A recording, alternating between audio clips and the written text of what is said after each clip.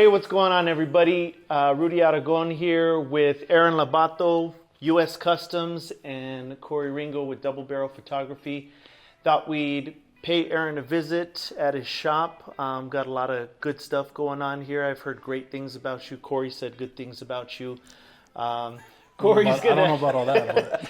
Corey's gonna interview Aaron just in some of the things that he's been working on, and we appreciate everybody coming on and taking a look at what we got going on here in New Mexico on the podcast. Again, we didn't have a name for it, but it's now going to be the Boulevard Contest. It's going to be the Boulevard Podcast. So, Corey, take it away. Take it away. Hello, everybody. Like you said, this is Aaron Lobato. We're here at his shop, U.S. Customs. I've known Aaron for probably 6, 7, 8, 9. Keep going.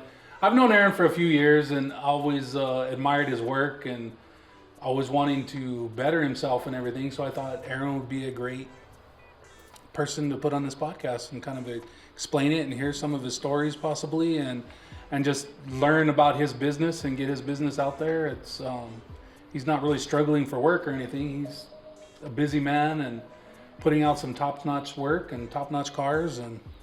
And if you want to introduce yourself, Aaron? Well, thank you. Yeah, I own U.S. Customs. It's not just me. Jimmy Gutierrez is also a big part of the shop.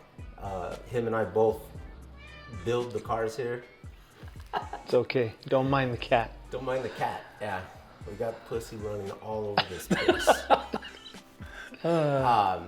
But yeah, Jim's an integral part. So there's two of us. It's not just me. I'm not the one, getting all these things done. There's people here. At the beginning, it wasn't even me then. It was me and a real good friend of mine that just started out liking cars, and just kind of went crazy. Just got crazy. We started reading books.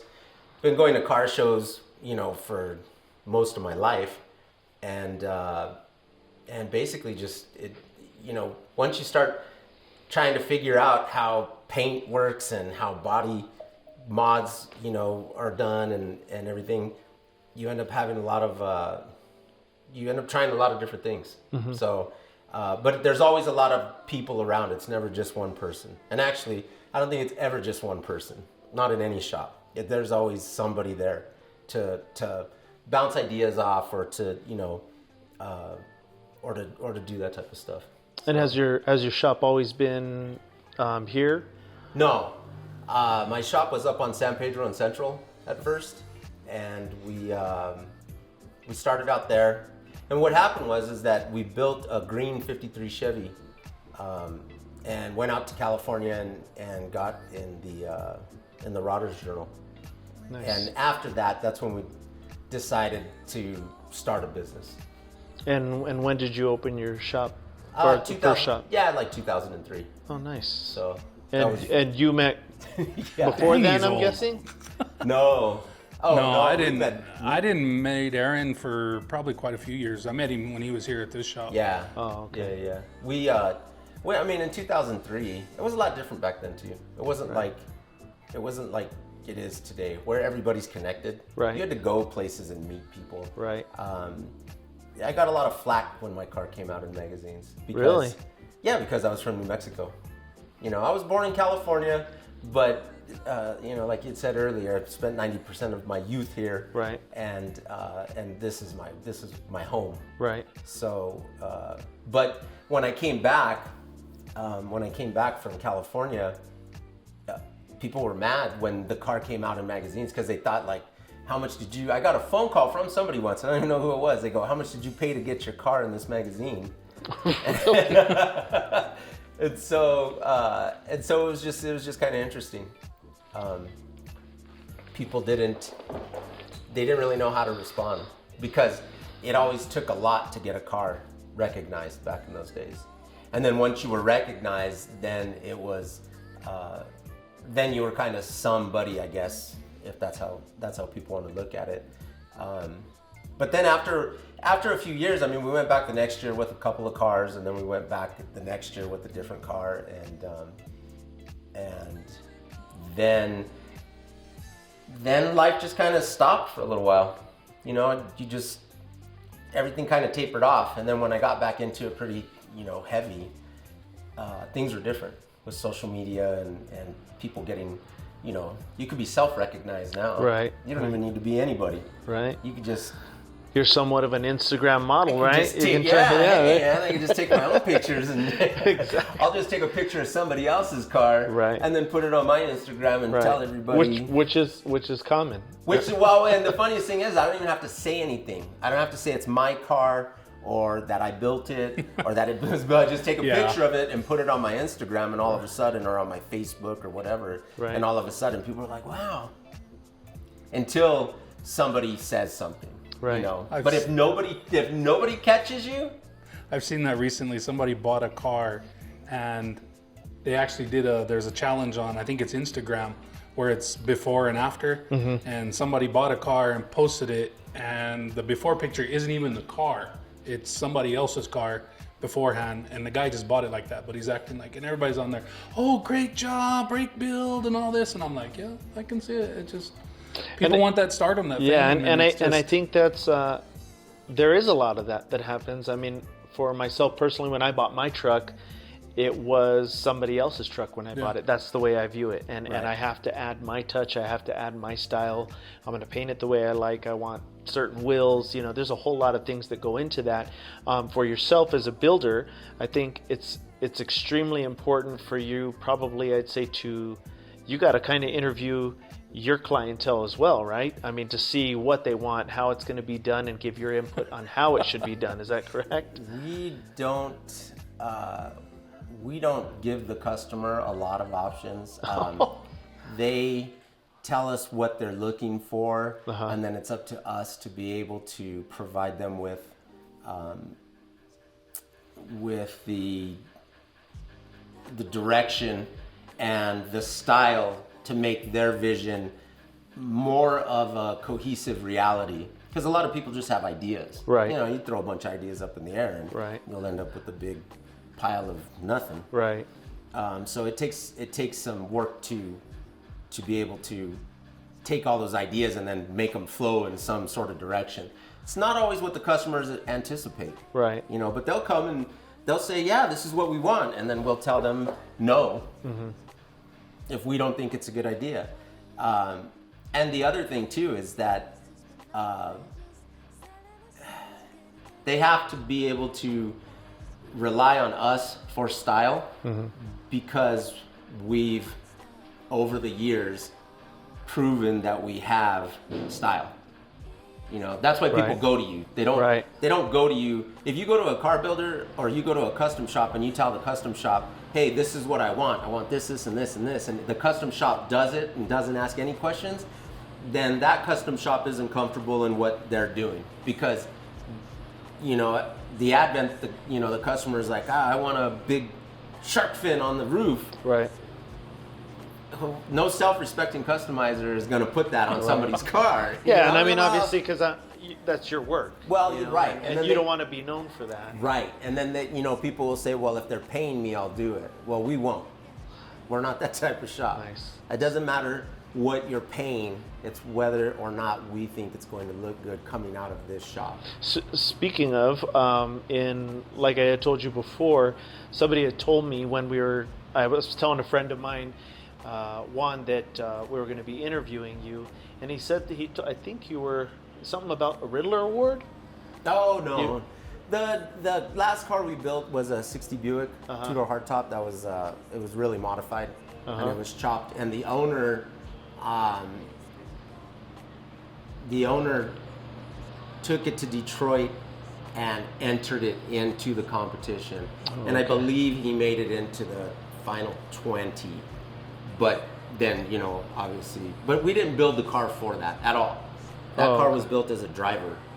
It was a really expensive driver, but what he did was he entered it into the Riddler Award.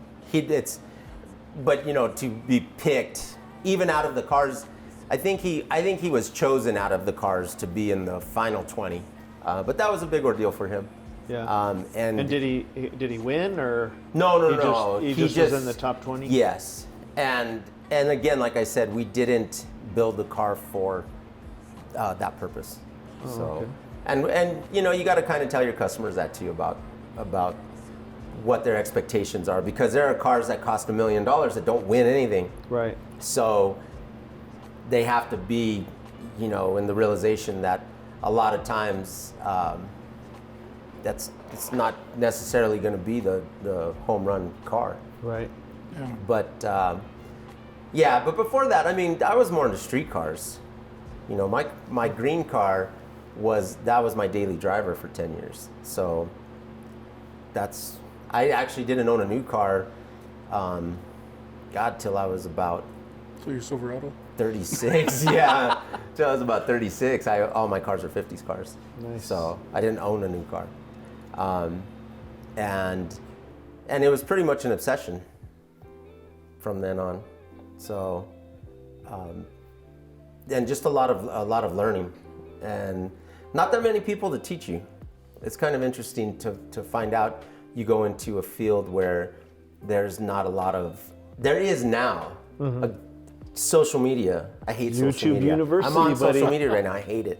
Right. Social media is a big factor with everybody, because YouTube University, you learn anything. Right. You know. So, but I back. use it all the time. Yeah. How to fix my sink and everything. Yeah, me too. I fixed my refrigerator the other day. But I mean, I would say both of you agree. It takes a talent, and you have to be passionate about what you're doing in order to be successful. And obviously, that's why you're here today. That's why you're successful in U.S. Customs is successful. Would you say? It's successful in my mind. Right. It's not successful in. Yeah, I wouldn't call it successful in. Your wife's mind? Yeah, no, I wouldn't call it successful in a Ken Diggett or a Chip Foose type of way. But, Right. But the thing is that I hadn't really pushed it into any type of realm of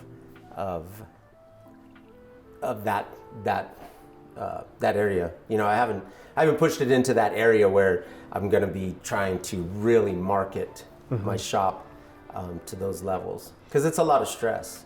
So when you're talking about like Ken Diggett and stuff, who are the builders that you kind of look to for not necessarily inspiration, but I guess their drive, what you look for, like who's doing what and what can I do to up myself for the next thing I build? Builders was more like stylists. Yeah. Like Larry Watson obviously was a big influence on me. A guy named Don Varner, he's actually I think he's a mechanical engineer, but he painted some cars back in the 50s and the 60s, and his style was really his paint schemes were really amazing. And I think it was more the style of the car. The workmanship came like way later. You know, after you build, you know, I built a couple cars. So it's funny, my friend, we built the green car, we painted it and took it to Paso Robles, California, to a big car show, and then there it got into magazines and stuff, and my buddy told me one time, he goes, "Man, there ain't no place to go from here but down." He said, "You went straight to the top. That was it. What you got? You got nothing now." Right. And I'm like, "Oh man." I go, "Yeah, you're probably right, huh?" And my skill level at the time wasn't where my cars were at. So, and in the 80s and the 90s, all the way into the 2000s, cars weren't really built how they're built now. You know, Yeah. It wasn't until the 2010, maybe even a little further along, where you had to start knowing how to TIG weld and metal shape and Yeah, you know, we talked about that a few times, that some of those original cars were just rough underneath. They look nice, they look smooth, but they were just well, I mean, and it's a lot not of about half-assing back then. yeah, and it wasn't about longevity either. People were building cars; they were building a car every year. Some people in the 50s and in the 60s would build a custom car and then dismantle that car and use pieces off that car on their next car. Oh wow. So they weren't doing They weren't Complete rebuilds. Well, they weren't. They weren't doing any rust repair. They weren't doing a car to be built for longevity, so they were going to keep it in the family forever. They were building show cars to show every year to prove that they could build the next craziest thing. Right. And so they would, to save money, they would say, Daryl Starbird, I'd read an article. He is a custom car builder from Oklahoma.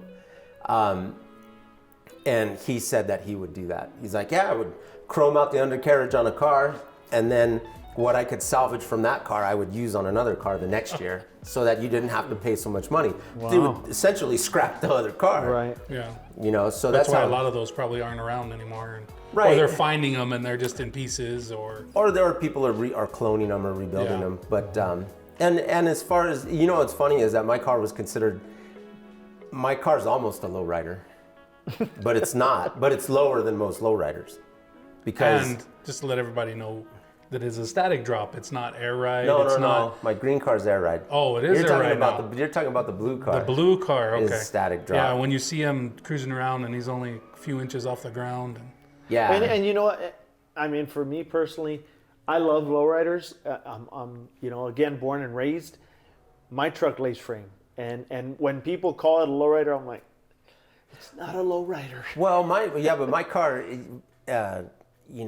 if you find some pictures of it, my car You is. could go get some pictures now. I don't have any. Well, it's out now, isn't it? My car it's indicative of a lowrider. It has flaked custom paint job. Right. It's got Supremes. Right. It's got thin white walls, and it's low. Right. So what other conclusion can you come to? Exactly. And I mean, I guess if you don't know, because I think there's so many different genres, right? Yeah. On, are you pro touring? Are you lowrider? Now there is. Now Yeah, there well, is. and back then it wasn't. When I built my car, they were like, "Wow, that's a bad lowrider," and I'm like, "It's not a lowrider. It's a custom. It's a Right. '60s custom." And Right. they're like, "No, it's not. It's a lowrider." Right. I'm like, but and that car was fun to build, but again, the skill level wasn't there for me as a builder now.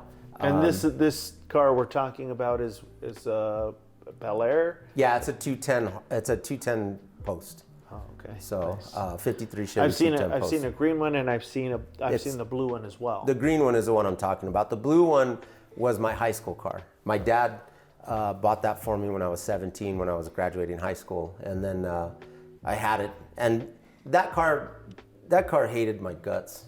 I mean, that car just still to this day, I don't think likes me very much. I don't think it does either. I've done bad things to that car though. I mean, I've not treated. Horse beat the shit out of it. You know what? No, it wasn't even that, because it was a 6-cylinder, the 3 on the Don't tree. lie, you didn't. Yeah. You know, but no, I had just done things that I shouldn't have been doing in that car, and I wrecked it a couple times, and so I think it had some hard feelings. I'm not even kidding. My green car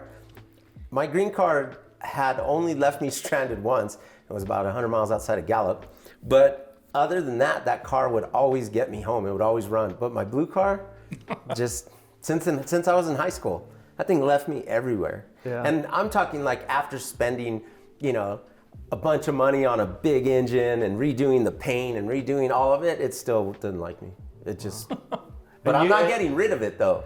We're in a bad dysfunctional relationship, but it's stuck. I'm like, I get that. Yeah. My truck's the same way. There's been so many things that I'm like, and you go to fix it, and it happens one time, but it doesn't happen again. Right. And when I first got my truck, it was white, and everybody names their vehicles, and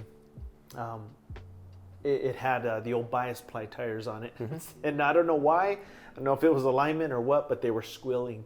And when I would drive, it was all OG3 on the tree, and when I first got it and I would drive, it would squeal. And I said, I told my son the first day we should call it La Llorona, because it was just like humming. And it was obviously the tires, but yeah, totally get that. But cars are funny like that. They always want to do something different. I think that they have. I think they have. Feelings. Yeah, they do. I mean, Yeah. You know, I don't know. That's I don't why we know. always name them women names. Yeah, my green car's name was the piece of shit. Oh, wow. That was my piece of shit, man. Where are you going? I'm getting Hey, into my cruise piece your of shit. shit. There you go. Cruise your shit. But Yours mine is a was literally piece. the piece of shit. Right. Yeah. And yeah, people get mad. People used to get, before the offended era of what you're in now, people used to get offended at the stuff that I did, that I would call my cars or do. I would stand on the fender to get something. It's funny that the amount of people I've talked to that talk about their cars. It's my piece of shit. It's my junk or whatever. And it's $100,000 car. Even somebody I was talking to the other day was telling me, yeah, it's my junk. And you're looking at a $150,000 Impala. And it's certain people just call it that. And some people take it offense. Oh my gosh, he's calling it a piece of junk. I think after you've owned cars for a long time, they don't have that kind of monetary value to the person. I don't look at my car and think that it's worth anything. Well, no matter how much money is invested though, but I don't think it's worth. That's the way I look at it. I had a conversation with somebody as well, and we had talked about that. It's like this new generation, it seems, of people, cars are turning more into investments than anything. Yep. Me, I looked at my car when I first had my Chevelle. I didn't want to sell it. I wouldn't sell it for nothing. I'd put everything that I had into that car. I wouldn't sell it. It sat in my backyard for 10 years. But now it seems like people are buying cars just for the investment value of it, which kind of changes everything. It's different. There's not a personal attachment to a lot of cars. Exactly. I don't think that people really are car people anymore. It's very rare. Yeah. Because there's always a price tag attached. It's not like, I have my car from 1987. That's my blue 53. Yeah. Mm-hmm. So, obviously I have some deep-seated issues. Right. But I got some attachment issues, man. But that's the thing is these new car people. I've seen some of these guys. Oh yeah, this is my car, and a week later somebody else owns it, and it's whatever the price tag. You hear some people talk that it's everything's for sale. Right. Yeah. Yeah. No, I know. I've heard that too. And Till to they met me. some car people, it's not. Yeah. It's like Cletus. I don't think Cletus. He's been offered buku bucks for his VW bus, and he's like, no, I'll probably be buried in that damn thing. Yeah. But he's another one of those car guys that his cars are his life. But that's why some of us hang around together. Yeah. Or we're friends. To a degree, is because we have that same feeling. It's not. It's really hard. It's really hard nowadays with car people. I remember when the rat rod craze came around, and everybody was just starting shops and building cars, and they were doing all this stuff. And then it sort of tapered off. And then the real car guys were all laying low. They were just in the background. They weren't doing anything real huge. Well, and in my experience, I don't think a whole lot of that's changed.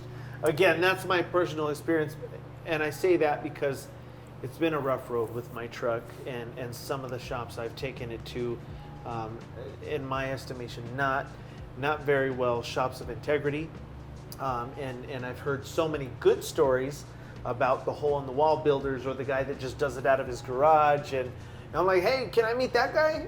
And it's like, yeah, but there's a lot of those stories. Me photographing so many cars, I think I'm up to 300 photo shoots. I've heard so many stories. It's like that shop screwed that guy, but the next guy, that shop is the greatest in town. And I don't know if it's the customer relations or I think price tag relations. I mean, I think somebody every has shop, a big, yeah. I think every shop has a reputation of some sort. Right. It doesn't even matter how good you are, how big you are, how hole in the wall you are. Yeah. Somebody's not happy. Right.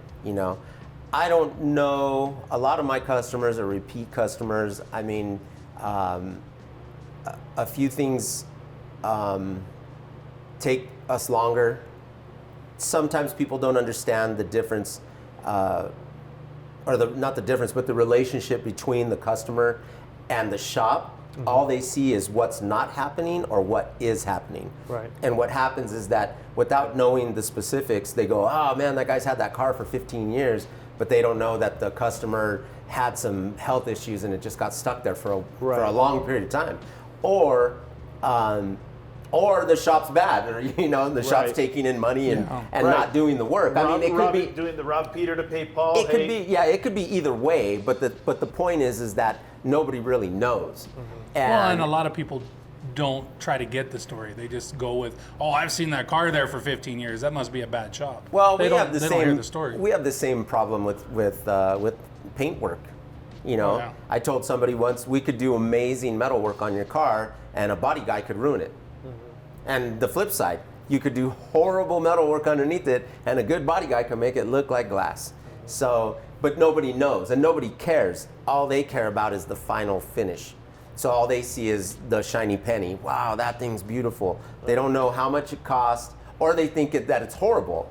Have you ever gone to a show and you look at a paint job or the car, just say the car in general, and it's just not done very well, and they go, oh, that shop did it down the street, and they go, oh, that shop is horrible. And then you find out that the guy only paid, $5,000 to have the whole car done, and you're like, well, what do you expect for $5,000? Yeah. Cars aren't cheap anymore. Obviously, you guys are doing interviews with multiple people. You're going to find Impalas are extremely expensive right now. What I find as a $1,500 car is now $15,000. Right. And that's weird. Right. So now you're starting out large. Right. Just to get in the game. Right. And so it's a lot different than back when you could get a car. And I mean, me and Jim, Jimmy's the other half of this place, man, and we talk, and he's like, man, I've scrapped cars better than that. And I think that goes back to the part where everything has a price. Is a lot of these guys are going to the auctions and buying cars and spending stupid money on some of these cars that aren't worth some of these prices. Well, I think some of it's status. Some of it is ego. A lot of it's ego for people. They want, you want to show what you got, how much money you can afford, But that's I look at that as more the investor, because you look at somebody like you that's always built his own cars and everything. A lot of these guys just go out and write a check, but I mean, I know it goes both ways. They could write a check for a done car, or they could write a check to you and build a badass car. But me personally, building my own car is just for my own satisfaction. I just love cars. There's just nothing. Yeah. So there's the just other nothing ones, else. I mean, that's not true. I have other. Let's get this out of the way. I have other hobbies and fascinations that I like to deal with. But it goes back to that thing, like you said, about the status. I think some of these people just, oh, look at me, I bought a $100,000 car, let me stand next to it and look cool. But all they did basically, I mean, I look at it both ways. I mean, they didn't build it, but it's not their style and stuff. So you get somebody else's car that has somebody else, like he was saying, he got his truck and it had a totally different look and different style. Now it's more his own style. When I look at somebody buying a car that's somebody else's style, especially a lowrider that's got a custom paint job that somebody spent that much time doing, it's different for me. I don't know. It's just, I don't know if it goes back to me. I don't find it wrong. I think it's fine. No, I'm not saying because that type of investment is an investment in the industry. I mean, what I'm saying is that the scene is different because of the price tag. It's not necessarily whether it's good or bad or the people doing it, whatever their reasons being is affecting me or affecting the way I see it. It's just that the industry is different because of it, and the scene is different because of it. So people who are real car people don't look at. I'm gonna say something. They don't look at price, but they're usually guys. Most of the car people I know are usually the guys who own car shops now. Yeah. Because most other car people can't afford to be in it, and then if they can, then they're in it for I don't want to say the wrong reason, but they're in it for a different reason than I'm in it. Right. And that's a sad situation. Well, I mean, maybe. I mean, what the fuck do I care? You just know that you're passionate at building your own car. Yeah, if I had a fucking $1 million, I would just be building my own cars, and Right. I probably wouldn't even be on a podcast, Right. Because I would be at home. You'd have a TV show. I would have a TV. Well, why? Yeah, I would just have a TV show, Just man. have a Some TV old, show some and- old dude fucking building cars at his house. For Yeah, but there's No, no for- drama in that. well, there's we no. already, you know what? We've had that. We've already had that. Somebody asked, they go, "Come on, well, let's film your shop." Right. So me and Jim are here, and I think he's whistling, doing something, and I'm rolling something through the. It's quiet. The music's playing. Yeah. Where's the drama? There's Right. no drama. We don't have any drama here. Well, and I think that's what a lot of the car shows and stuff now is. It's not about the builds anymore. It's about the drama. It's like a little soap opera. Oh, this part doesn't fit. Not just cars. And then they go to commercial, and the next thing comes back and it fits, and everything's cherry. But that's how life is now, though. It's just not. It's just not supposed to be fun. It's supposed to be dramatic. Right. You know, you can't even if you're trying to build a car that is going to be just the most amazing, craziest thing you've ever done, and everybody's going to love it or whatever. Mm-hmm. It's only a swipe away from being obsolete. Right. You know, you're one swipe away from irrelevance. Yep. And being one swipe away from irrelevance makes it not fun anymore because you can never keep up. You would have to be producing a car every week. Right. And that's what they try to do with these TV shows is they try to produce a car every week so that they're relevant. Yeah. Because, man, you know, if it takes you 2 years to 5 years to build a car, what good is that? Well, You might as well you got to go reinvent yourself. You got to Right. shut your shop down. Yeah, you gotta you're like old it. school. You're old You're school, yeah. way too old school. Man, we aren't God, doing that anymore. 5 years. Yeah, they go 5 years. Oh, Whereas- your logo should be different now. Yeah, and whereas, you know, you building cars for so long, I think, and being a metal shaper and learning your craft and perfecting it as opposed to buying a skin or buying a panel, which don't- they didn't have those back then, right? You had to make them. I don't know about perfecting it, but practicing a lot. Right. Yeah. I mean, we're by no means is the work perfect. Right. And it's hard because a lot of time, my son is 17 now, and he can TIG, and he can make patch panels and install them, and he does a real nice job. And he's trying to figure out where perfect is. And I keep telling him, I'm like, no matter how perfect you think something is, it's not perfect There's in a always picture. Yeah. You There's know. always room for improvement. I That's- mean, me and Corey have Right, talked about that several times. you're always trying to do better. And it's not even just do better, but there's also a time frame too. Do you want to spend 6 days on a patch panel on your door? Or Right. do you want it to be well enough so that the material is going to hold and it's going to last you a long time, Right. but it's only going to take you 2 days? Right. You know, you don't want to sit there and because when you start looking for perfection, you will stop progressing forward. You cannot look for perfection continuously because you'll just stop. So you have to know when good is good enough. And again, like I said, it's not about perfecting a craft as much as it is about practicing. So the more you do anything, the better you get. As far as being perfect, maybe you'll never get there, but as long as you keep practicing, you'll always be moving forward. And that's just how I look at it. Nice. So it just makes a difference. So what drives you now? What drives me? 2013. Yeah, 2013 Chevy truck drives me from work No, to I mean, home. what, Why do I do this? Yeah, why do you? I mean, I know you're a car guy I and still you love cars. and it's just in your blood, and you want to do. That's not even in my blood. No, No, is your dad a car guy? no. No, he is now. My dad was not a car guy. I mean, he was born in 46, so he was a teenager through the 50s and the 60s, and he had his first car was a 53 Chevy, so that's why I got a 53 Chevy. And he had a 58 Impala and a 63, and I think he had a 64. Then he had a couple of Rivieras. Not lowriders though. They were low, but he grew up in LA. Right. And he drove around his cars, but he didn't even know what I did for like the last 10 years.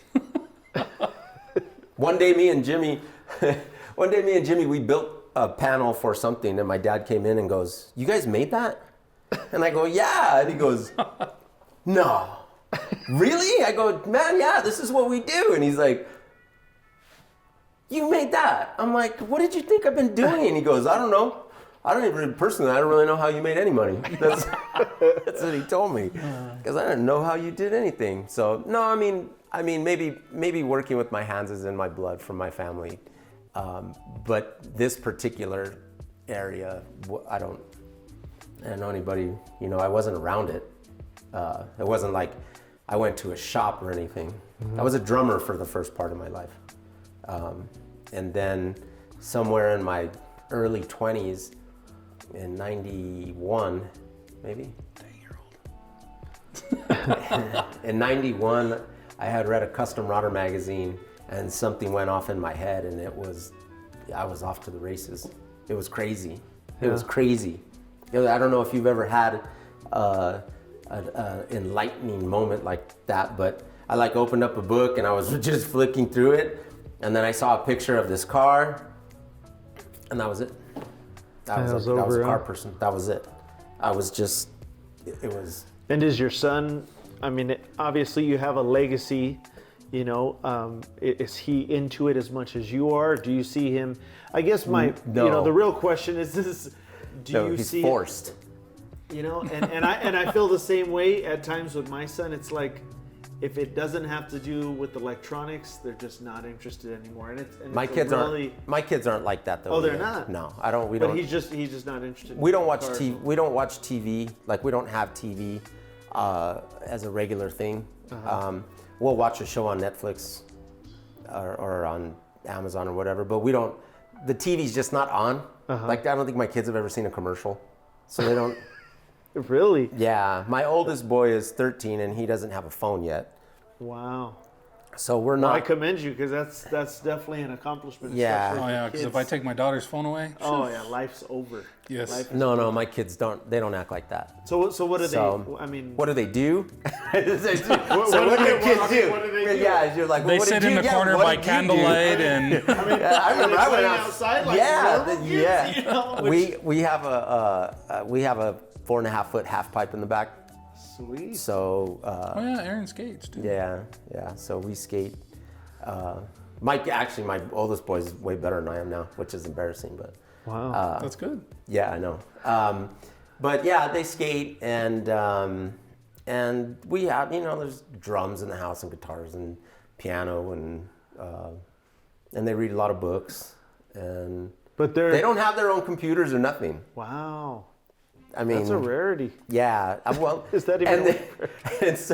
And they come here. So I have 2 daughters and 2 sons.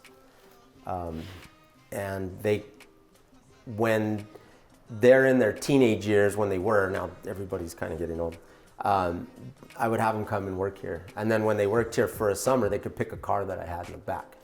So I got 25 cars back there, builders. Right. So I told them you could pick any car you want. Because that. And you'll build it for them. No. No. They're going to help you build it? They're going to build it and I'm going to help them build it. Nice. If they come back and work. Right. Because there's parts and stuff.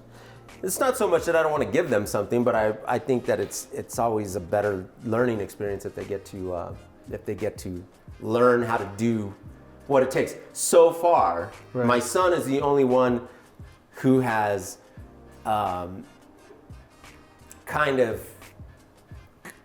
he's kind of the person that's kind of by my side all the time. He's the one.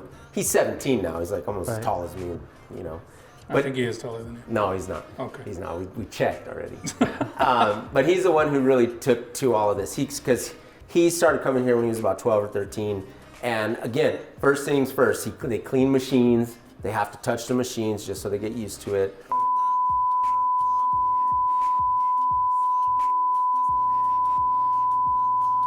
Right. And they sweep and do other stuff. And then slowly we'll cut up stuff on the shear and little squares. And I set them down at the table and they'll TIG weld all day long for months. Then I'll give them a new project. And finally, my son is actually up to the point where his work it's good enough to he could work anywhere. Wow. And so he's learning how to build a car. The other thing too is I never wanted to give them a car that was a piece of junk and let them just like suffer through it like I did. Right. You know, God, this thing sucks. Doesn't Well, and I would run. think, you know, you're obviously their teacher. I mean, you had a teacher of sorts, but it was more so your manuals, your books. It's whatever, probably people. You know, I'm sure you had mentors in your time, somewhat. But I mean, it's good that you have that, and you're teaching them a trade. What they'll do with it, I'm sure. They won't follow in this. Nobody's going to follow in this in this scenario. My boy will be good enough. My boy's good enough now to do it. And the way he's building, he has a 60 Impala, and the frame's powder coated, and the suspension, he rebuilt all the suspension, powder coated. He's doing all the body work and everything on it, and it's like disassembled completely. And I told him, I go, you're going to learn how to build a car correctly from the start. So if you ever do another car, you won't know any other way to build it than this way. Right. So you won't know how to do it not the wrong way, but with less shortcuts. Less half-assing. Yeah, less half-assing. Yeah. So my youngest boy, he's into it, and you know, I'll make clear they're my stepkids.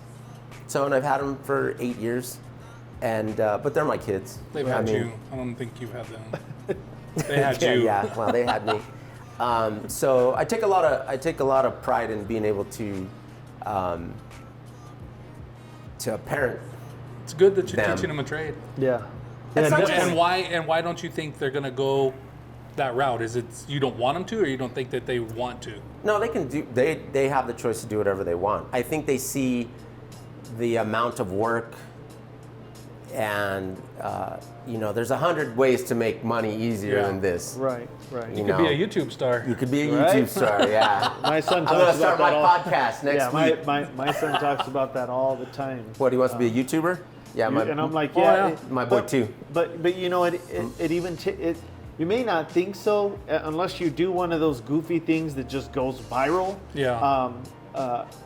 It's going to take some work to even do that. And then once you do become a YouTuber, then it's still more work, right? Yep. It's always work, but not everybody just hits the jackpot and you become a YouTuber that's successful. That's how car building is. Right. Everybody thinks that my first car that came out, you know, man, you knocked it out of the park first time. And I'm like, yeah, but I've been in the cars like for 10 years Yeah. studying. We studied. Right. It wasn't like we just knew how to paint scallops on a car. Man, me and my buddy, man, we would sit there and we would just look at old magazines, and we would look at cars, and we would try to figure out why they did what they did, and how they did what they did, and what their styling ideas were coming from. And that's how we figured out what we liked. That's how I figured out what I liked, you know, and my friend at the time, what he liked. And then that's why it worked. But it took years to get there. It wasn't just like, They don't see the we building. made it. Most people don't see the building blocks. And then- just like with the car shows, they don't see all the work that goes in behind the screens and scenes and then people even building now the you know, the metal shaping or the TIG welding and putting on patch panels so they look decent. That all takes, like, with no one showing you anything, it takes years of figuring it out. My boy figured it out in a year because he had instruction. Okay, and now everybody has instruction because of University of YouTube. Well, But- but at the end of the day, that doesn't But it mean still your takes so much- instruction is the right way. That's true. Well, okay, so here's where he has the advantage, is that if he makes a mistake, YouTube can't go, oh, well, here's where you made your mistake. Exactly. Yeah. Him being at the shop, between Jimmy and myself and some other people who come around here, he can get some extra help, which makes his learning that much faster. That's why he's at the level he's at his age now. If he stays with it, you know, he'll be an amazing worker. But they know, you know, all of our talks with me and all my kids, you could be the best welder and all you're gonna be is a welder. But if you're a good businessman, you don't even have to know how to weld, and you can own a welding business. Right.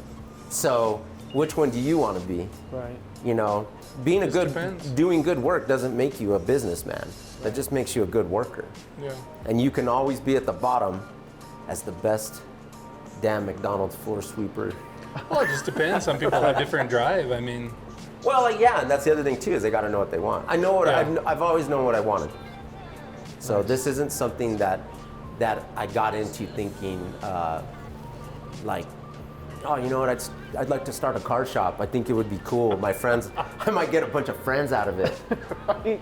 oh, you own a car shop. You've got all kinds of friends. Yeah, no, That's almost no, like you don't. You only have all kinds of friends when you own a car shop. When your friends can come and get stuff for free.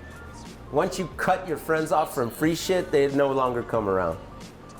Well, I always get free conversation when I come. That's about all I get. Yeah, well, that's all you're worth. bullshit's That's free. all you're worth. The Yeah. bullshit's free. Bullshit's free. All Toilet day. paper costs extra. So, Aaron, where? I mean, do you see yourself continuing with U.S. Customs? Where do you see the shop in 5 years?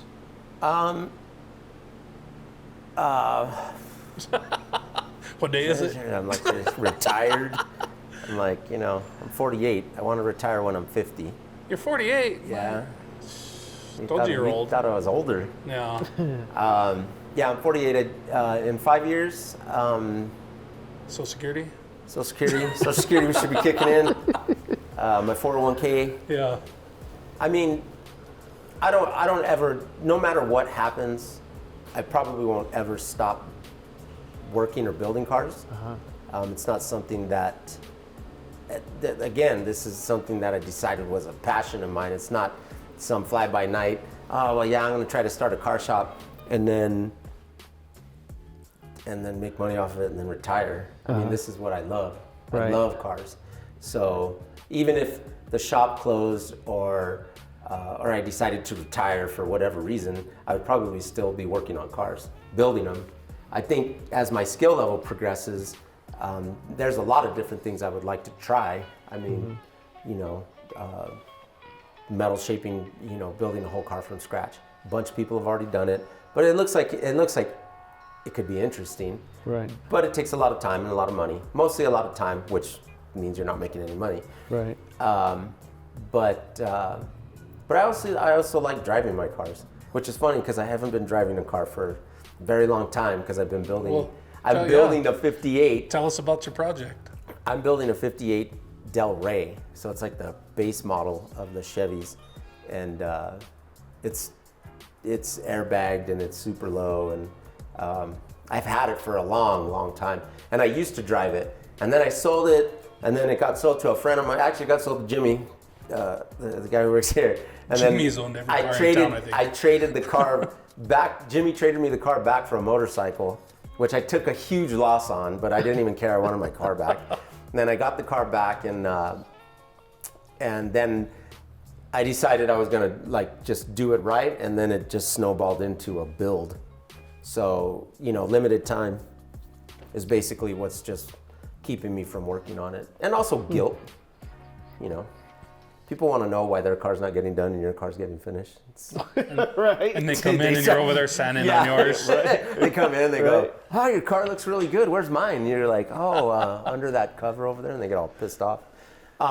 You know, so there's some of that. So, but it's coming along. And how many vehicles do you have here now, or as far as clients that you're working on their vehicles? Oh, probably about 4. 4. Yeah. And you own. Obviously, you own. He You owns 3 still of have them. your green. Yeah, I got the green your car, the blue car. You have both of those. I have both those. Are they driving condition? They we don't run- see they them out. run- I they would love run. to see them out. I would love to see They've them. been out. They've been. When's the last time? Well, I think we were Gary's. Yeah, Gary's. I took the Downtown green car Showdown maybe you about took? 5 years ago. No, you took the purple one somewhere too. I remember. I got Oh, the blue pictures. car. The blue car went Yeah, too. the blue one. Yeah. I saw you cruising it down. And I got pictures. They I think it was run. downtown. They run. They just You they just don't take them out all that. They're often. cosmetically, they need to be redone. You know, that whoever tells you that a car is gonna last forever, their car's in a garage, all covered Yeah. with the on jack stand so the tires aren't touching the pavement. Well, with the little packets to keep the moisture off. Right. And it's heated and it's beautiful in there, and their cars last a long time. Well, yours would probably last a lot longer if it wasn't sitting out in the desert for 10 years. And My cars have never been in a garage, and I painted the green car in 2001. So it's 20. The paint job's 20 years old, and it looks like it's 20 years old. The interior's burnt from the sun. Through the window, the white is brown because it got burnt, but they were meant to be used, and they were used, and now they need to be redone. So I don't really feel the need to take them out in an unpresentable way. Right. So, but on the same token, to spend time redoing something I'd already done doesn't seem right to me either. That's why I'm working on the 58. It seems like, why would I just go back through and try to be relevant again? No, so why not sell them? They've had their heyday. They're not even in sellable condition. Oh, really? Yeah, no, I mean, you're seriously, the Well, interior's burnt. and I'm not saying, as far as selling, I mean, obviously being a builder, a custom builder, you don't ever feel the need to say, oh, I want to get rid of that and get this. No, I have all the You cars just I keep want. You adding just on. add. You just keep adding. Yeah, you to haven't it. seen his side yard. No, dude, I got all the cars I want. Oh, okay. I mean, like, honestly, like there's even been some cars I didn't even think I'd ever have that I have, based off of cars that I've seen that I liked. There's a picture in a book called Customs of the 50s by a guy named Andy Southard Jr. And there's a 56 Ford two-door Post, and it's bad. It was painted by Don Varner. It's a bad car, and I ended up with one for $300. Wow. And I was just like, well, I don't know why I So got that car. how many more do you have to build? Cars? I've like 25 cars. That are mine. Well, I don't think you're retiring in 5 years. Those are my cars. If I Oh, this is- retire, this yeah. is true. If This is I very retire true. in 5 years, I'll be able to build them all. This is And it's funny, I have all the parts for all of them too. I have all the parts and everything for every car I have. Nice. So the sad part is that they're kind of, sometimes you gather parts and then they just sit there and they rot, or they don't, if they don't get used, they get rusty, or Right. Or they just go out of style. they go out, no, Are they cool? they don't, not any of the stuff I have. I don't have any saw blade wheels out there. Those 15s, are actually in style those are again? style now, yeah. Because What's the old mini is new. trucks are coming back full circle. Yeah, no, so, But you could go, you'd have a nice LT1 engine, but everybody's going LS now. So it'd be one of those things. LT1s aren't in style anymore. What I- LS ones are in style. but what I try to do is I don't build my cars for other people, so it really doesn't even matter. What the As long fuck? as it runs. That's true. I Well, you do build for other people. No, I meant my cars. Oh, okay. I don't build my cars to please anybody but myself. I don't care if you like it or don't like it. Right. I mean, it's just, And it's that's the way it should it's be. my car. Right. Yeah, definitely. Because you got a lot of these guys out here who just want to build it to, there's hope they all like this, and kind of that's it. That's the way it seems to me. Is some of these guys, I hope I get recognition for this car. Well, and then it goes back to that thing that's people Well, writing a check and wanting to stand by the car and say, Well, again, I mean, it comes down to just, wanting to be noticed. Funny thing, when we painted the green car, me and my buddy were taping it off, and we almost got into a fist fight over it. I came in the morning and started taping the patterns off on the green, and he's looking at it, he goes, God, this is gonna look stupid. And I was like, what do you mean? And he's like, dude, he goes, you got two things, man. You're either gonna be laughed at or it's gonna be the best thing in the world. He goes, but right now it looks stupid. And so we started arguing, and we're taping. He goes, I'm not helping you anymore. And I was like, you have to help me. And he goes, fine. He goes, I'll help mask. He goes, but I'm not telling you anything else. And so I was laying out some scallops on the roof, and I'm like, are they straight? And he goes, I'm not telling you. And I'm like, you motherfucker. I was all, well, are they straight? And he's like, yeah, it's straight. He's all, keep going. And I'm like, all right, we're taping it off. And then we painted it, and then, like we said, I drove the car out to California. I didn't trailer it. We got in it and drove, and it was, God, that's a story for another podcast, man, because that was just a interesting trip. And then we got to Paso Robles, and it was pretty cool for everybody to see, I guess. I mean, the first person we rolled up to was a guy named John DeAgostino, and he's a super famous custom builder. And I didn't even know who I was talking to at first. We pulled up and he was dusting off a car and I'm like, hey man, how do I get into the cruise? And he looked at the car and he was like, man, this is great. He's all, this is a cover car for a magazine. He's like, this is bad. And then I'm like, hey, you're John DeAugustino. And he's like, this car is bad. And I'm like, thanks. Nice. And so it was real interesting. And then that whole day was It's always good to get somebody you look up to or admire, just to get Right. their compliment. Or Larry saw the car and that I guess probably would have been the highlight of my building experience of my car, this whole lifestyle. Your friend was right. It did go downhill after that. Yeah. No, because I went the next year and Larry was pretty impressed with that whole setup too, because of what we took out there. Yeah, Larry Watson actually came up and looked at the cars and he was just like, you guys get it. Like, you get what we were doing. You get it. And I was like, wow, cool. And then me and Larry, we talked and became sort of friends. Nice. Yeah. So, but back to your question, 5 years. I would hopefully like to be building more of my own cars than customer cars. As far as the shop's concerned, it just depends on the state of the world. I mean, electric cars are coming in. They're trying to ban all gasoline cars in California for the next 10 years or something like that. By 2035, it's supposed to be all electric. Wow. So, do you see yourself going in that direction if it goes in that direction? I don't. Do you see you you building? know what? I don't even. Do you see yourself building a Merc with an electric motor in it? Personally, I don't really care.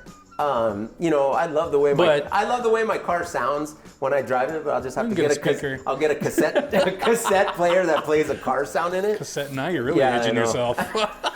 I'm gonna get an 8-track. 8-track's not even cool if I say cassette, and they're like, cassette. What? CD? Yeah, CD's ancient. I know.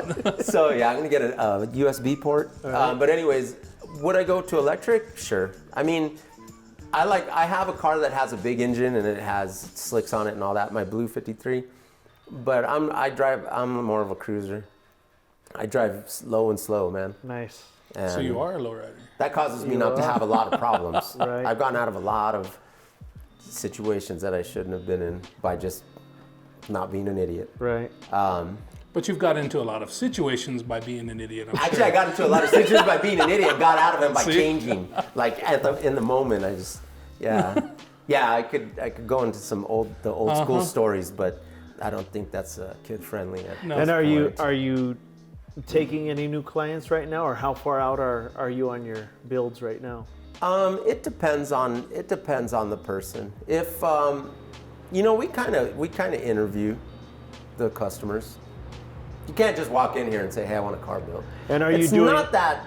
Are you doing full builds, or Yeah, let's just say me, right? I'm You've already had enough troubles with car builders, dude. I don't even want to deal with you. Let's just say I came in. You're like an ex-girlfriend. You're like a girl who just broke up with the dude and is trying to get a new boyfriend right away, man. It's This too is hard. true at Okay, times. go ahead. But if let's say I brought my 53, right? So I come through, I bring my 53, and I'm like, hey, can you do my headlights? Can you French? It's called French. Yeah, French. Yeah. Can you French my headlights? Is that something you would take on, Yeah. or is that not enough? Yeah. Oh no. We'll do.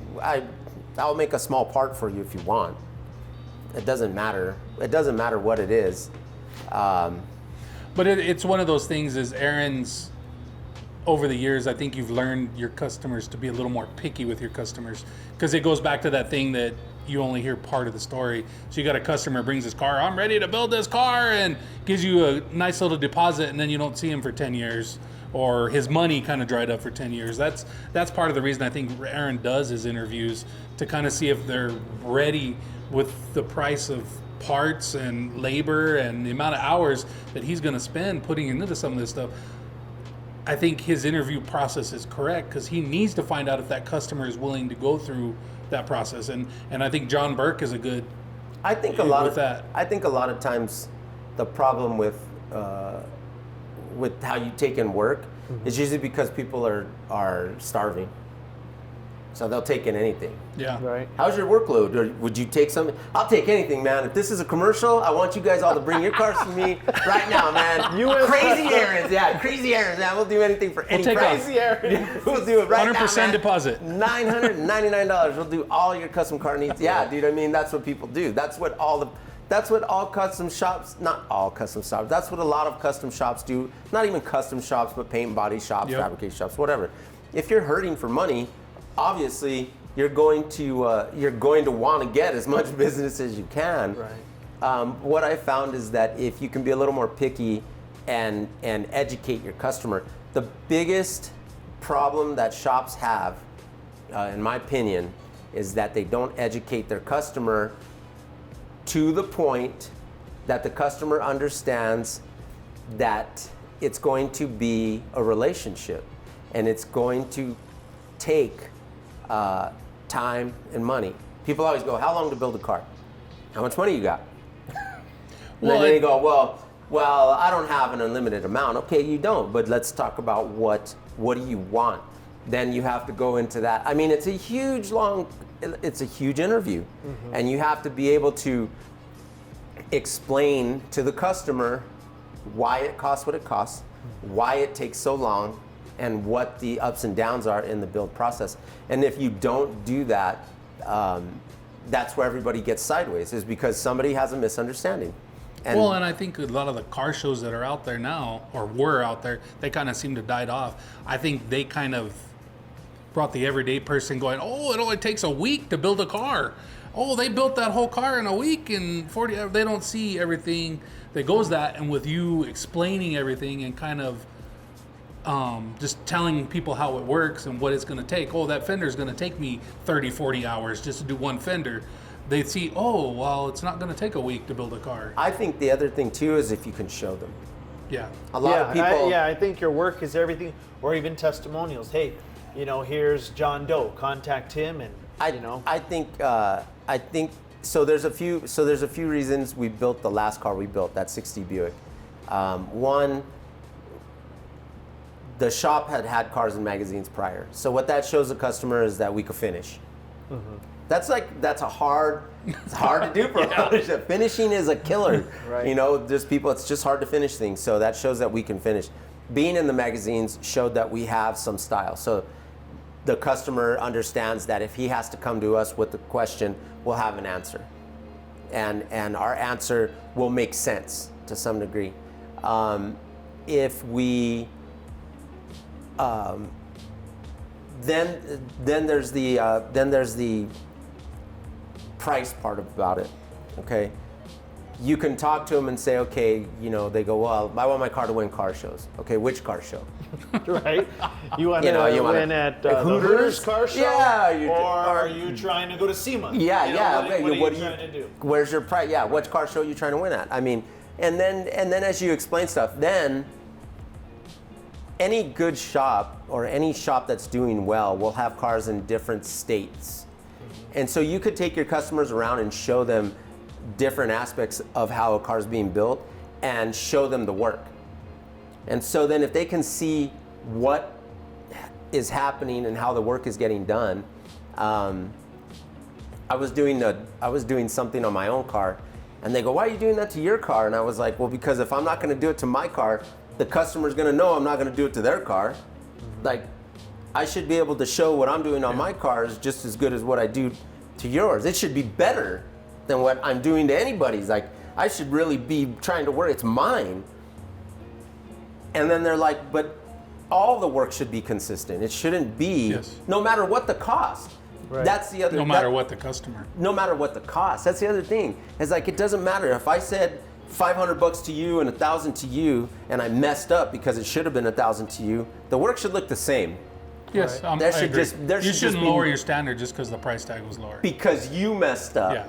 If I mess up and I don't know how to quote a job, then that's my fault. Right. But I shouldn't be cutting corners because I don't know how to quote. The work should stay the same.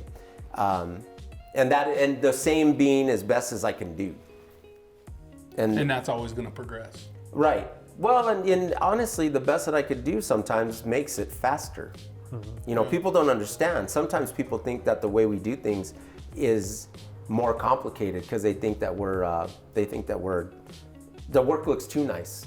God, how do you make it look so good? You're like, man, this was like way faster than what you would normally see some shops do, where they're MIG welding a patch panel on, it's warping all the hell, and they're doing it. And then you're gonna end up spending half the day mudding it and doing everything else. Not only that, but the time it takes to sit there and tack weld here and there and here and there, it can be done, and it could be done well. But sometimes TIG welding the patch on is just faster, and people don't think that though. They think it's more expensive. Right. But we do take small jobs. I mean, we'll do anything. Well, not anything. If you pass the interview. If you If you interview well, that's exactly it. If you interview well, we got you. Which I mean, I would think, and in my opinion, you've earned that. You have, being a builder and having vehicles and magazines and traveling. Earlier we were talking about you traveling out of the country, right? And meeting and probably being invited as well, right? You've earned that, so you can pick and choose with the respect. You know what I mean? To some degree. I mean, it's not about I'm not cocky about it. I'm not trying to say that we won't work. The only reason we wouldn't work for somebody is just that somebody was, if their expectations were exceeding their budget. Right. So that's just. That's just. I would say, me too. Me too. Yeah. I'm just saying, it's not about being so picky, we're not going to do certain things for people because we're better than that. Right. It doesn't have anything to do with that. It's just sometimes a person will come in here with an expectation that just exceeds their financial abilities. I can't run a business doing that. Right. And that's what I explain to people. If you can't afford this, it's not that I'm too expensive, it's you can't afford it. Right.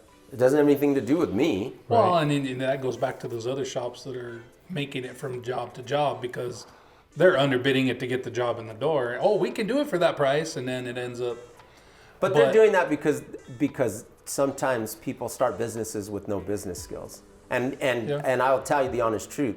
It's not that I had better business skills than anybody. It's I learned, and I had a support system from my parents and from people in my lives that helped me learn how to run a business and learned how to manage my stuff better. And it's not perfect even now, but it's good.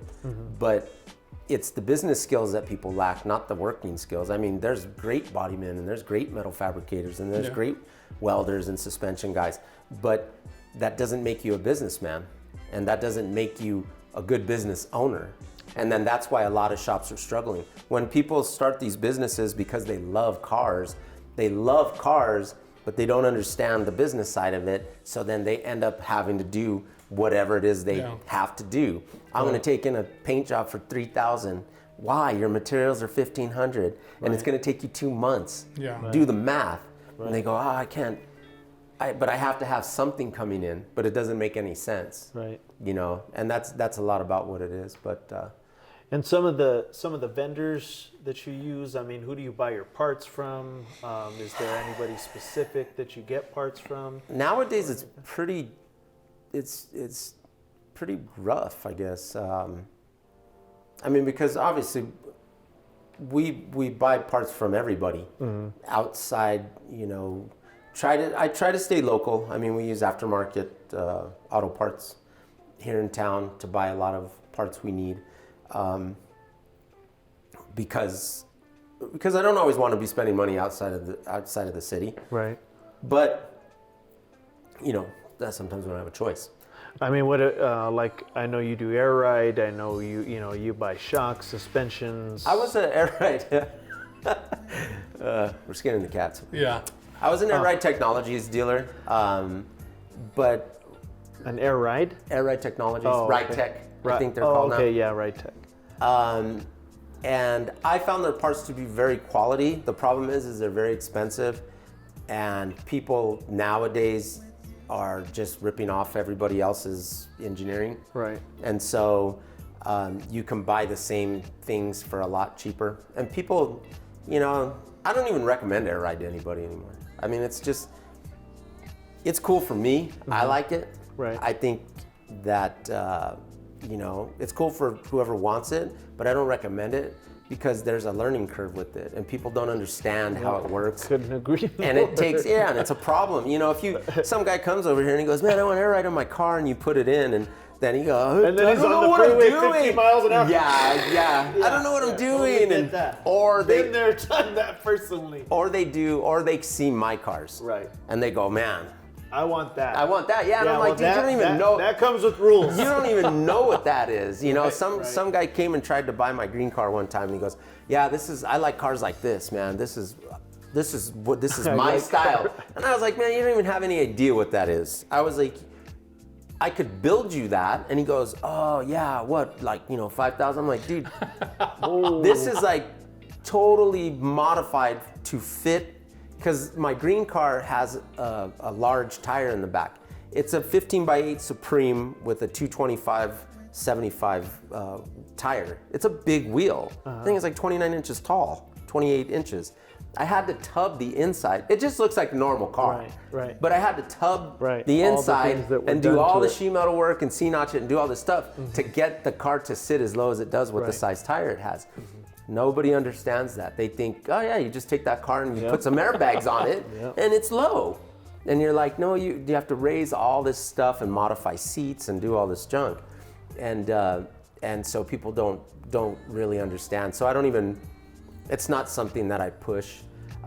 As far as other parts, the internet, I get really down on technology. Fuck the internet.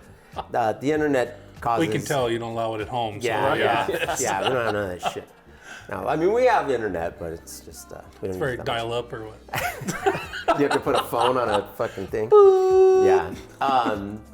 No, it's just with the internet, people search. So, I mean, as soon as you... Our company here and most other shops don't make money off of parts. So we are a labor-based business, almost completely. Because what you can buy, they're probably going to jump on the internet and say, "Oh, I'll just buy that." I don't even do that anymore. I just tell them you buy all your own parts. And So that kind of eliminates the headache of warranty. You contact them for warranty and all that good stuff. I'm not. You know what? Most times I'm not even really worried about that. No. It doesn't even have to do with warranty. It mostly just has to do with the fact that I'm not cheating you. This is what I will tell you what to buy, and I'll tell you what I recommend, and I'll tell you what I think is the best solution to your problem. And then you can do your own research if you choose, and then this is the direction we'll go. Right. And then we'll install it. Nice. And that'll be it. It just saves a lot of headache. I think a lot of times that's also why people trust us, is because we're not trying to, I'm not trying to upsell. Mm-hmm. Like, what do you need? What do you want out of your car? Once I find that out, I'm not like, oh, you know what you need? You need a blower. I want to be able to go kind of fast. And you go, yeah, like a 350 horsepower motor. They go, yeah, you know what you should really get? We should put a blower and 6.2s on it, because everybody's always trying to upsell people. And I would rather see more cars out on the street, more cars running, more cars driving than I can actually attest to that, because a few weeks back I came and Aaron had a guy that brought in a lowrider, and the guy wanted to switch out the frame. He wanted to put air ride and stuff, and all this other stuff. And Aaron's all like, no, you just need to just fix what's here. It's good. People want a car with hydraulics, stuff like that. You don't want... So Aaron, I was like, it's not usually what you see in a lot of shops. It's more like, oh yeah, you should buying that. Yeah, frame swap? Oh yeah, that's what we need. Yeah, we didn't want to... He was wondering, what do you think I should do? I was like, well, what's wrong with it? He goes, well, I don't know. And I was like, nothing. What do you want me to do? You want me to tear it apart? Yeah. Like, I will. And I mean, it boils down to integrity, and that's great that you have a shop where you have those values of integrity to say, that's not necessary. Here's what you should do, and give your professional opinion in being a builder and what the guy currently has. Well, I think being in business for so long, and also being in the same building for so long, somebody else told me that once, a lot of shops move. Mm-hmm. Well, I don't move. I mean, I moved from one shop once, and then moved here, and well, all right, that's a lie. I moved to one shop, and then this place came about, and then I moved here. But but the thing is like, you know, I've never been hunted down by anybody. Right. I know that there are some shops where some dudes couldn't like go outside, or you know, they had to look over their show. The shop kind of moved overnight. Yeah, they're not going. Yeah, right. They're not going to. Hey, you going to a car show? Nope, can't go to that one, man. You know, I've never had those problems. And even if I've had a disagreement with a customer, you know, I'll do what it takes to make it right. It's not in my best interest to, even if I feel I'm wrong, even if I feel I'm right, it's not in my best interest to fight the customer over that. It's better just to say, all right, what's going to make this right? Let's make it right. And then we don't do business anymore. It's that easy. Right. I mean, it's not very difficult. Right. You just have to sit there and say, okay, how do you want this to work? And then we find a common ground. And that's only happened, God, 2 or 3 times in my life, nice. where a customer's had a disagreement about something, and then I did what I said I needed to do to make him happy, and then he was happy, and then we just parted ways, and that's fine. And that's, you know, nobody's perfect, and nobody's going to have a perfect track record. Right. You know, everybody thinks. Yeah, and you're never going to make everybody happy. There's always going to be some sort of issue. I mean, regardless, and I think that is, again, boils down to integrity, and it's great that at least you know, hey, because your reputation's on the line as well, because you don't know who that guy knows, and you don't know how many people he knows, and you know, bad news travels fast, and especially with technology and everything today, hey, a review's everything. You know what's funny is I disagree. I don't think it really makes a shit of difference who gets bad reviews. There are still people that will go to them. There is not. That's very true. It is very hard to be canceled. I mean, unless you're like, because this whole cancel culture thing, it's been going on for years. I mean, this isn't new. There's always been people trying to get other businesses to go out of business by giving bad reviews on the internet or whatever. Even standing out, you know, they just stand outside. This restaurant sucks. Well, I think there's that line. And I say that because for me personally, I look very much at the reviews, but there's that difference, right? Because you can tell I shop on Amazon for everything, right? So no matter what it is, and I'll look at a review, and you can see if it's got great reviews, and then you get to that one person where you just know that they're just trying to be an ass, you know, and I will totally disregard that and look at everything else. So that's why I say it's the same with the hotels and everything else. But I don't think that and this industry is very it's pretty sparse nowadays too. I mean, shops are starting to fall off, and you're either going or you're getting out, because the shops that are really good are really busy, and the shops that are decent are starting not to be so busy, I think, because the people with the money are going to the busy shops. Right. And the average, you know, Joe Blow, who's just a backyard car guy, wants some work done, it's not enough to keep a regular shop open. Right. They can't. It's too, you know, you have to have some special circumstances to have a shop that's open that caters to just the average guy.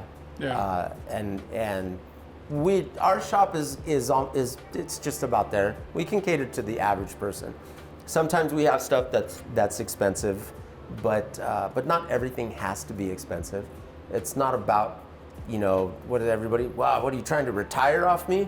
I'm like, man, it's gonna take a lot more than $5,000 to retire. Jeez, man, they go $5,000. But they just built that car on TV for $15,000, and it sold at some auction for $300,000. But that never. But it's pretty happens in real life. But it's pretty interesting. I mean, you know, there's just a lot of it. The world nowadays is just a different place than when I started, and hopefully the shop, it really isn't too much about. At one time, I wanted to sell shirts and hats and apparel. And I mean, stickers. we had stickers. We had women's underwear. We had like U.S. custom thongs, man. We had U.S. custom thongs, man. Me and my buddy, we were out buying them, and we're like, what size do we buy? He's like, small. He goes, small? He's like, we're only buying small thongs, man. He goes, yeah, what, you're gonna buy a big one? No, man, we're buying small ones. And if they can't fit into them, then they're not supposed to be wearing them. Yeah. They had a little star on the front. And Said I US think we just Customs. gave them away. Like, we just gave them to whoever. But yeah, we had U.S. Customs underwear and beanies and hats and shirts and stickers and all kinds of stuff. And there was a business goal. There was a business objective to that, which, Well, it's just getting yourself out there and branded and seen. And well, it was branding, and you figure, if you can sell T-shirts, you're gonna make more money. You would obviously make more money selling apparel than you would building cars. But back then when we started, there wasn't Instagram or Right. any of the other stuff, and so it was just more difficult to. So speaking, Get that since you out. don't like social media and stuff like that, Yeah, why am I doing this? Well, what do you have a social media I where haven't- people can see some of your work? I have an and- Instagram account that's pretty non-active. Pretty non-active. Well, It's on there. Do you have a So- website? No. No website. so if somebody wants to see you or They can- possibly get work done by you, how are they? Do they look you up on Yelp. MySpace or? Yeah, Are MySpace you in comes the up. yellow pages? Yeah, MySpace comes up. I mean, on my Instagram has my information, I think. Might. I don't really know. And that's where you can buy the thongs and everything. Yeah, no, Okay. there's no. I haven't had There's any, no apparel. I haven't had any apparel in a long, long time. I mean, it's a fun. You know what? It's a fun. It's like doing all that stuff takes a lot of work. People don't realize, like, trying to get hats and shirts made, figuring out what shirts are the best and which ones fit right, yeah. and you got to get all the right sizes, and then you end up having too many mediums and not enough Yep. 3Xs. Right. And then And way too many smalls. and way too many smalls. No, only smalls, and you only have smalls. And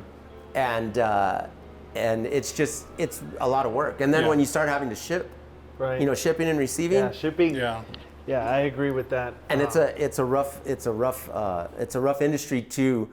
At the time I told my buddy we were doing this kind of together, but he didn't want nothing to do with it. He was like, I don't want nothing to do with it. He just hung around.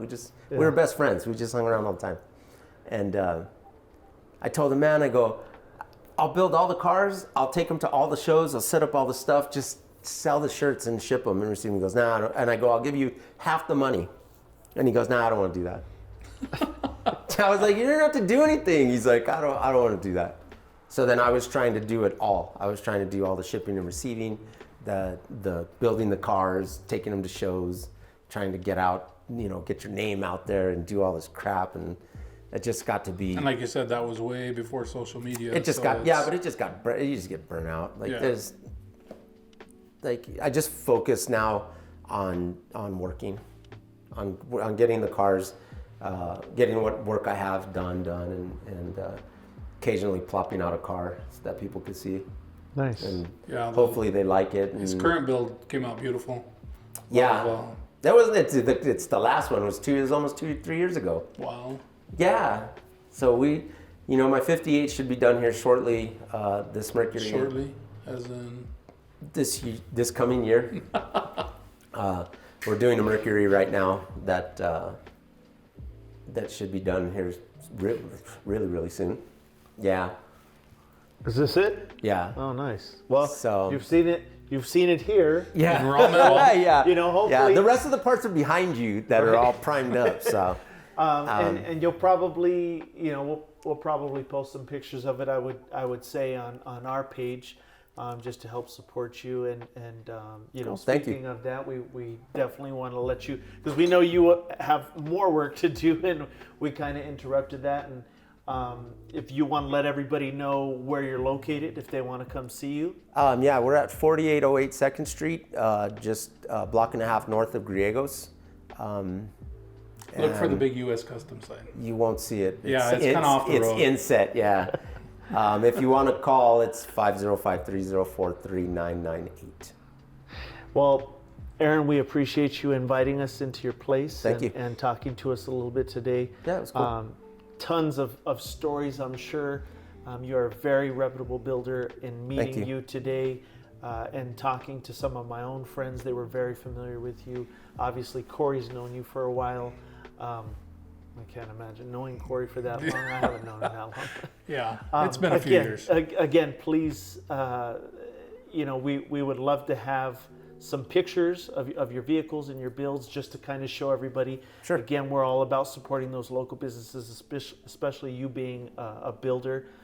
Corey, would you like to add anything else? I don't think so, Aaron. I mean, if you guys are looking for quality builds or just a great story, I guess come by and talk with Aaron. Aaron's he's a hell of a guy. Does pretty much stands behind all his work, and you might not see him. He's a little short, but and again, I can tell you from it's good. Mexican.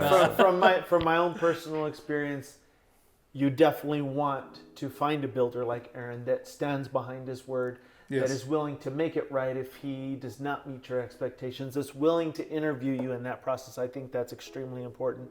And I personally, as being a customer several times over, value that so much. So if you're looking for great work, if you're looking for a great personality, and you would like to see some cool stuff and some cool builds, come see Aaron Lobato, U.S. Customs, Main Crossroads, Griegos and 2nd Street. Again, look for the big sign that's hidden on the east side of the road.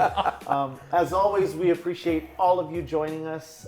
Thank you for your time and all your support, and we will see you on the boulevard. See you guys. Thanks. Later. Thank you, Aaron.